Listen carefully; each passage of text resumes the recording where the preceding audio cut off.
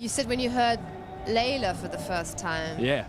It left a deep impact on you. I remember it like it was like a Saturday afternoon. I was up in my room, top of the stairs, door open.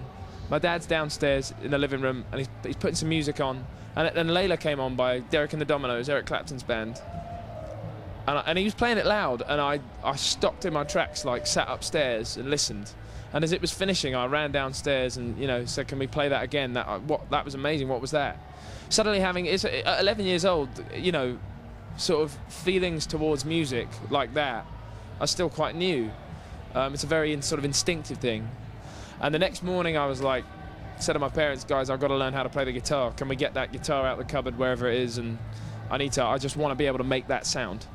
Do you remember how much time you'd spend in your room? All the time, and I lost track of time, and that was fine. Like I'd spend all the time after school. In the morning when I get up, I'd pick the guitar up. I'd go to school.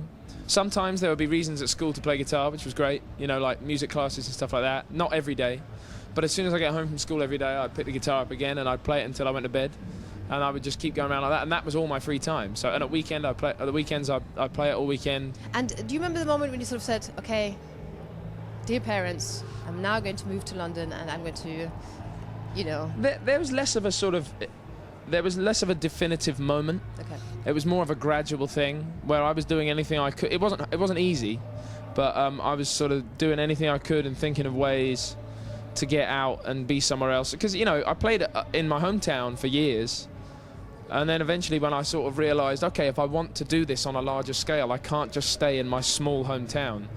It doesn't matter to people there anymore, and I need to try and get it to matter to people further afield. And like around my 21st birthday, when nothing was happening, I was getting pretty down and wondering if it was ever going to happen, because such a small amount of interest would so infrequently come in. I had a manager, but a manager isn't a record label. A manager's a manager, so. It took time, and I had to wait a little longer after that. But just before I turned 22, or around that age, a few record labels got really interested, and one of them that I got on with the best, turned out to be the one I went and signed with, and then it all started to look a bit better. It's not the answer, signing to a record label, but it'll give you a lot of help.